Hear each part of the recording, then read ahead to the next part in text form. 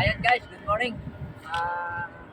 Bibisitahin natin muli ang ating tatayuang kubo. So, dito ang daan. So, may harang dyan. Tapos dito ang pinapasan kong ang daan. Medyo maraming bote dito. Kaya ingat-ingat lang tayo mga kalugaw. Ayan. Nung nakaraang araw, doon ako dumaan sa kabila. Pero mas malayo doon, kaya minabuti ko dito na lang ako gumawa ng daan papunta dito sa sa gagawin nating kubo. Ba't umikot ka pa? Pwede naman doon. Mas malwan ang daan dito kasi tumbok na natin agad yung area yung puno ng mangga. So ayan guys, medyo ingat-ingat lang at maraming bubog. Hindi kaya mahirapan yung bisita natin pag dumating. Pagka ito, lilinisin ko pa yan. Lilinisin yan. At siguradong ating yan. Siguraduhin na malinis. Ayan guys. Malapit na. Kita ka na ang puno. Ayan. So guys, ang sinasabi ko sa inyo. Ayan yung sinasabi mong ilat. Yan. Dito, dugtong yan dito eh. So dahil ayun yung pinakuna. Ayan. So ito guys, dito tayo Aba, parang may lake pa na. May lake pa yan. So ganda. Ito guys, ang area ng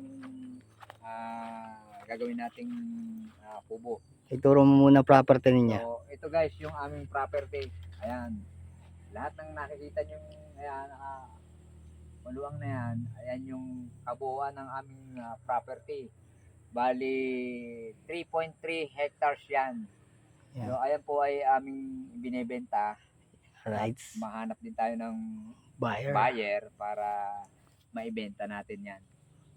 So, ngayon, naisipan kong gumawa ng kubo dito para pahingahan din.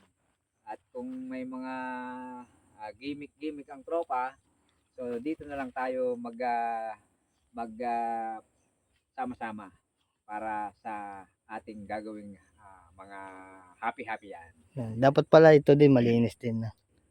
So ang plano ko dito, ito yung poste. Tsaka ito, ayan, pinaltakan ko na siya. And then ito, ayan, bali 3 poste muna. So ikukunik ko yan siya sa puno ng mangga. So bali nakaganon siya, nakaganon. And then lalagyan natin pa ng ibang brace dyan para mas matibay. So aangat natin siya ng mga hanggang dito. Ayan. Yan ang sukat. 3 meters. Lalagyan natin ng sahig. For the meantime, and then gagawa tayo ng tree house dito. Ayan. So kung may sahig na siya dito, sahig na yan. Lalagyan natin ng hagdan papunta doon. Pagdating doon, lalagyan tayo ng another sahig dyan. Ayan. So ayun yung pinaka-terrace natin. So lalagyan natin ng bubong yun, doon pa ganon.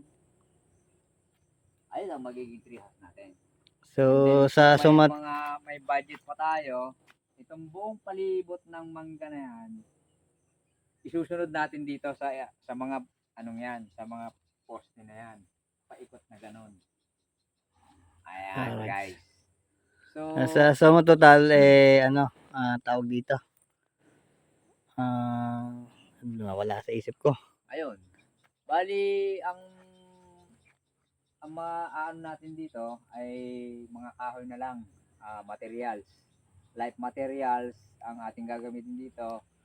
May kawayan dyan, may puno ng mga kawayan kaming tanim dyan, and then mga punong kahoy na pwedeng pamposte dito. Ayun na lang muna ang ating gagamitin. Tapos, syempre, kailangan natin ng mga pako. So ayun ang isang problema namin dito o problema ko na para magawa itong pinaplano kong kubo. Ayun guys. So dapat pala mapalinis natin ng maayos ito para safe tayo yung mga bisita natin ano no. Oo, syempre pagka meron na tayong kubo dito, lilinisin natin yan. Lilinisin natin yung mga harapan na yan. So mawawala yan. Mawawala yung mga puno na yung maliliit na. Baka meron tayong mahihiram na grass cutter para dyan sa harapan natin. And then para ito yung parang magiging tawag dito, yung garden. Ayan. Yan. Pwede dyan, pag nalinis natin dyan, pwede tayo magtayo ng tent dyan. Oo, pwede magtayo ng tent dyan. Oo. So, ayan So, yung kubo. Pag may kaunting hagdan dyan, step. Tapos ayan, garden, yan, parang garden yan. Ang pinakamaganda niya, nagkameron tayo ng parang lake dito. May lake tayo dyan. Ganyan, ganyan. Pwede tayo mag-alaga dyan ng Tilapia. mga itik. Oo, O no? pato. Oo, pwede. So, ayun. So, mag-aalaga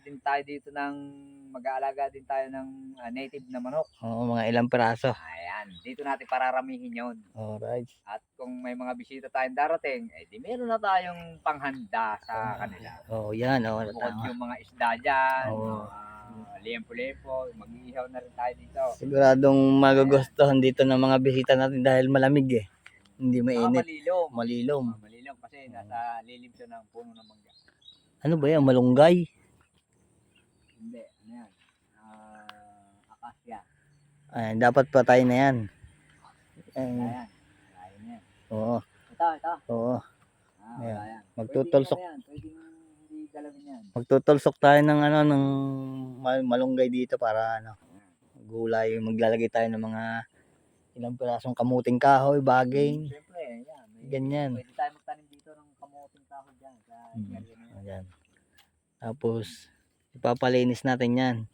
Ba, sakaling kikita na tayo guys. Kahit wala pa tayong kita sa white tape, pwede natin ipalinis yan. Pag antayin nyo lang, bubuelo lang tayo. Bubuelo lang tayo. Yan. Dahil tayo bukas, wala muna akong vlog bukas dito sa kaya hindi ko muna siya makakasama dahil ako ay sasakay ng astronaut. Bukas. Sa mga susunod na araw, baka makasama na rin niya ako sa pagsakay niya sa astronaut. Ayan. Ayan. Abangan Ako nyo. magiging Riggerman. assistant. Ayan. Sa kanyang operation jet ski, banana boat. Ayan. So ayun guys, ipinakita ko lang kay ka-jet ski yung tatayuan ng kubo. At ayun nga, sinama ko siya dito para alam din niya kung ano yung magiging sistema ng pagtatayo ng ng kubo dito.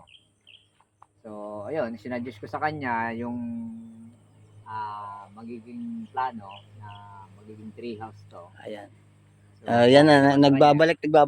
Naaalala ko na yung gusto kong sabihin sa suma total pag inumpisahan na ito ng aming project dito sa Kubo, baka kukuha tayo ng ipapadugo natin, iaalay natin dito sa ating kaibigan dahil ito ay the legend yan. Matanda pa sa amin yan. Kailangan bigyan natin sila ng alay para hindi sila magalit sa atin. Alright? Ayun guys. So, ayun guys, hanggang dito na lang muna at pagkatapos nitong video na to ay pupuntahan namin yung si Boss Dodong. Yun yung may-ari ng mga units ng ng water sport. Yeah. So bibisitahin natin si Boss Dodong kung ano na ba ang kalagayan ng kanyang mga jet ski doon, mga banana boat niya. So ayun guys, hanggang sa muli. Maraming salamat sa inyong panonood.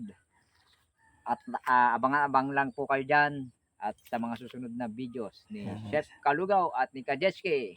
Yan, sana po masihan po kayo sa aming mga vlog at huwag po kayo magsasawa sa aming suporta. At mas lalo po namin paiigtingin at paggagalingan para po maging masaya po lamang kayo. Alright? Yan. Alright. Peace out! Peace out, man!